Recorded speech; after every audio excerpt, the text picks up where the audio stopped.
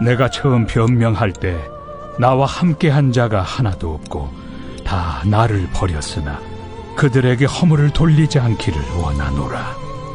주께서 내 곁에 서서 나에게 힘을 주심은 나로 말미암아 선포된 말씀이 온전히 전파되어 모든 이방인이 듣게 하려 하심이니 내가 사자 입에서 건짐을 받았느니라. 주께서 나를 모든 악한 일에서 건져내시고 또 그의 천국에 들어가도록 구원하시리니 그에게 영광이 세세 무궁토록 있을지어다. 아멘. 프리스가와 아굴라와 및 오네시포로의 집에 문안하라. 에라스도는 고린도에 머물러 있고 드로비모는 병들어서 밀레도에 두었노니 너는 겨울 전에 어서 오라.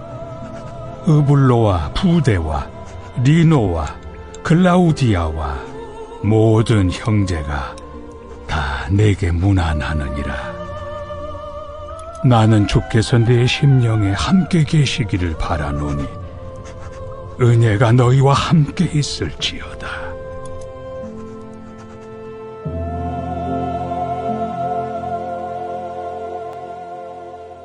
안녕하십니까. 2020년도 한 달이 지나가고 있습니다. 1월 31일 금요일 말씀 묵상 시작하겠습니다. 디모데 후서도 이제 끝입니다. 4장 16절에서부터 22절까지 말씀 함께 읽었습니다. 어제 본문부터 디모데 후서의 실제 용건을 다루고 있는데요. 여기서 우리는 바울이 어떤 현실에 처했는가를 알 수 있었습니다. 그리고 오늘 본문에서는 그 현실을 어떤 태도로 살아갔던가를 배울 수 있는 부분입니다. 바울은 지금 굉장히 가난하고 외로운 상태에 있습니다. 그리고 노인이기도 하죠. 하지만 그럼에도 불구하고 바울은 그 현실을 탄식하거나 원망하면서 살아가고 있지는 않습니다.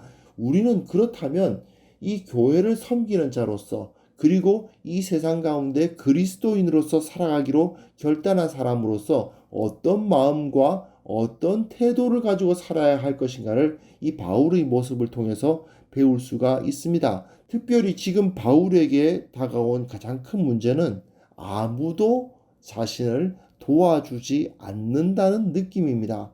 홀로 남았다는 느낌. 그 상황에서 바울은 어떤 태도를 가지고 있는지를 우리가 한번 살펴보아야 되겠습니다. 16절부터 18절 내용 보시면요. 내가 처음 변명할 때에 나와 함께한 자가 하나도 없고 다 나를 버렸다. 네, 굉장히 외로운 상황에 있습니다. 자기가 어려울 때 나를 도와줄 사람이 없었다라고 말해요. 그러나 그들을 원망하지 않고 오히려 주님께서 내 곁에 서서 나에게 힘을 주셨다라고 고백하고 있습니다. 여기서 내가 처음 변명할 때라는 것이 정확하게 어떤 상황인지를 알기가 어렵습니다. 다만 사도 바울이 로마에 한번 가택연금을 당한 적이 있었지 않습니까? 사도행전 28장이 기록되어 있는데요. 그 이후에 그는 2년 정도 보낸 이후에 풀려났을 것입니다. 그리고 다시 체포됐을 것이에요.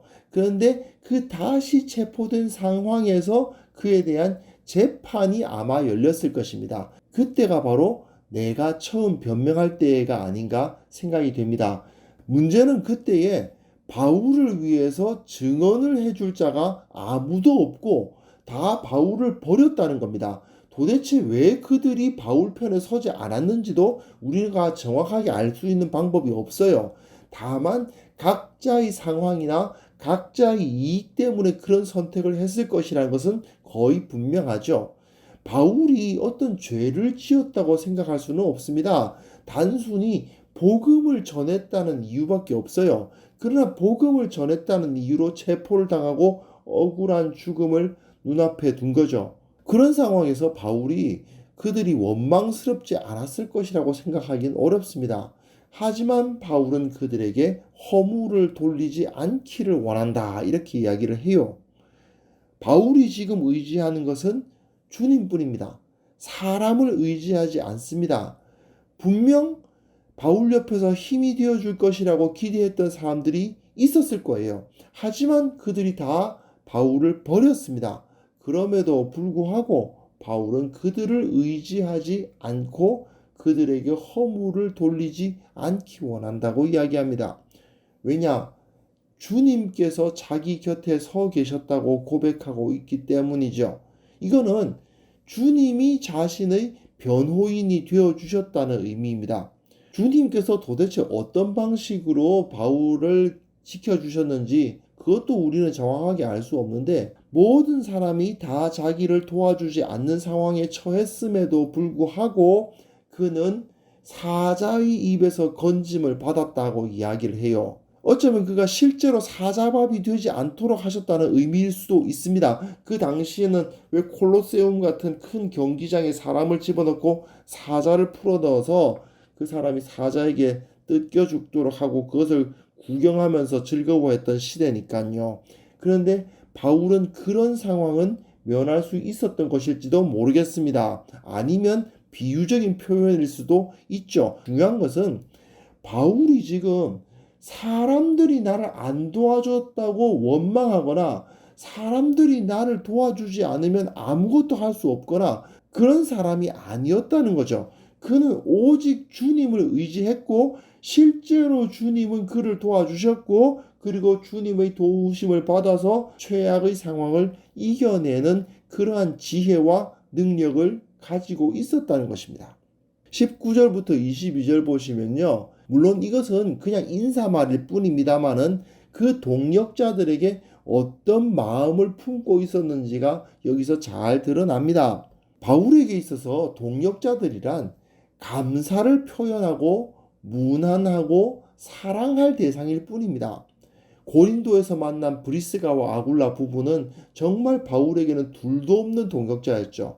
그리고 1장에서 오네시보로가 정말 자신에게 고맙게도 많은 도움을 주었던 것을 기억하고 있습니다. 그러면서 그들에게 무난하며 감사를 표현하고 있어요. 물론 브리스가와 아굴라 그리고 오네시보로가 모든 자기의 일을 다 제쳐놓고 바울만 도왔느냐? 아니죠. 그들은 나름대로 해야 할 사역들이 있었고 바울을 돕지 못할 여러 가지 이유들이 있었습니다. 하지만 바울은 그들이 최선을 다해서 자기를 도왔다는 것을 인정하고 그들에게 대해서 감사를 잊지 않고 있습니다. 그들의 도움이 굉장히 미약했을 수 있어요. 그들이 충분한 도움을 자기에게 주지 못하고 있었을 수도 있습니다. 그러나 그 작은 도움이나마 어쩌면 실제적으로 자기를 돕지는 못할 만큼의 작은 힘밖에 주지 못한 사람이었다 하더라도 그들을 향해서 사랑과 감사를 표현하고 있는 거죠. 여기서 에라스도 드로피모 이런 사람들이 언급되는데 이 사람들이 누구인지도 우리는 잘 모릅니다. 하지만 그들은 지금 바울을 떠나 있는 사람들이에요. 바울과 함께 있지 못합니다. 그러나 바울은 여전히 그들을 기억하고 있죠. 그들의 상황을 디모데에게 전하면서 그들이 지금 어떻게 사역하고 있고 어떤 어려움이 있다는 이야기를 하고 있습니다. 그리고 으블로, 부데, 리노, 글라우디에와 모든 형제가 디모데에게 무난한다는 말을 쓰고 있는데요. 앞에서 바울은 누가밖에 자기 옆에 없다는 이야기를 하지 않았습니까? 아니, 이 사람들은 뭐냐 하는 생각을 할 수 있는데 이 사람들의 이름이 여기 처음 나오거든요. 아마도 이 사람들은 로마에서 만나서 바울로부터 복음을 영접했거나 또는 다른 루트로 바울과 함께 있지만 사역자로서 바울을 도울 수 있을 만한 사람들은 아니었다고 생각하면 간단하게 이해가 될 수 있습니다. 바울은 그러니까 자기가 갇혀 있는 상황에서도 계속해서 복음 사역을 했던 사람인 거예요. 그러다 보니 최악의 상황에서도 자신은 다른 사람을 섬기는 삶을 살았던 것입니다. 물론 바울이 사람들로부터 어떠한 도움도 받지 않았다. 정말 단 한 푼의 돈도 받지 않았다. 그렇다고 말할 수는 없습니다. 절대적으로 아무런 도움도 받지 않고 살아갈 수 있는 사람이란 존재할 수가 없잖아요. 하지만 우리는 여기서 바울의 마음에 주목해야 됩니다. 바울은 다른 사람들에게서 도움을 받았을 때에 감사를 표명하고 그리고 그들을 위해서 축복하는 모습을 보이지만 그들로부터 도움을 기대하고 있지는 않아요. 도와주지 않으면 아무것도 못하는 그런 사람도 아닙니다. 다른 사람이 돕지 못해도 그들을 축복하고 또한 거기서 다른 사람들에게 또한 복음 사역하고 있어요. 그가 디모데를 부르는 것은 사실 자기 도와달라고 부르는 거 맞죠. 하지만 근본적으로 보았을 때 바울은 사람의 힘을 기대하거나 사람들로부터 도움을 얻지 못하면 실망하고 원망하는 그런 사람은 아니었다는 것입니다. 이는 무엇보다도 하나님을 섬기는 사람이 다른 사람들에 대해서 어떤 태도를 가져야 하는가를 잘 보여주는 것입니다. 물론 도움 받는 것이 나쁜 것은 아닙니다. 도움을 주는 사람이 있다면 기쁘고 감사한 일이죠. 하지만 다른 사람이 나를 도와주기만을 바라고 있다든지, 다른 사람의 도움이 없을 때 원망을 한다든지, 아니면 다른 사람의 도움을 받지 못하면 아무것도 안 하고 게으르게 시간만 보내고 있는다든지, 이런 모습을 보인다면 이건 하나님을 의지하고 살아가기로 결단한 사람의 모습은 아닌 거죠. 하나님께서 나를 도와주시기 때문에 나는 무엇이든지 할 수 있다. 이것이 바로 신앙의 모습 아닙니까? 하나님께서 나를 도와주고 계시기 때문에 다른 사람들이 나를 도와주지 않는다 하더라도 내게 주어진 이 사명은 내가 감당할 수 있노라. 예, 이것이 바로 참된 신앙인의 모습이죠. 하나님께서 살아계시고 나와 함께 하신다는 사실을 믿는다면 우리는 사람이 아니라 주님을 의지해야 됩니다. 사람은 절대적으로 의지할 대상이 아닙니다. 이 사람들이 안 도와주기 때문에 나는 이것을 못한다거나 왜 저 사람들이 나를 안 도와주냐면서 원망하는 그런 어리석고 연약한 모습에서 우리는 벗어나야만 되는 거죠. 물론 주님은 우리가 서로 도우며 살아가기를 원하시고 내가 누군가를 도우면 그 사람이 나를 돕는 것도 마땅한 것은 사실입니다. 그러나 그럼에도 불구하고 사람의 도움이란 것은 한계가 있을 수밖에 없어요. 그리스도인들은 기본적으로는 오직 주님만 의지하고 다른 사람은 그저 내가 섬기는 대상이다, 사랑하는 대상이다 라는 생각을 하면서 살아가야 됩니다. 그렇게 했을 때에 진정 우리의 삶이 온전히 그 사명을 다 이루면서 살아갈 수 있게 되는 것입니다. 주님께서는 분명히 우리와 함께 하시고 우리를 도와주실 것입니다. 우리가 걸어가는 길 가운데서 우리가 필요한 모든 것을 채워주실 것이고 우리의 없는 능력을 잊게 하실 것이고 우리의 어두운 눈을 밝혀서 비전을 보여주실 것입니다. 그 사실을 믿고 사람들을 바라보지 않는 참된 그리스도인, 참된 사역자, 참된 교회를 섬기는 사람들이 될 수 있기를 바랍니다. 이렇게 했을 때에 진정한 능력, 진정한 평안, 진정한 풍요로움이 우리 가운데 있다는 사실을 믿고 기뻐하는 우리 모두가 되었으면 합니다. 하나님 아버지, 주님만을 의지하면서 살아갈 수 있도록 도와주옵소서.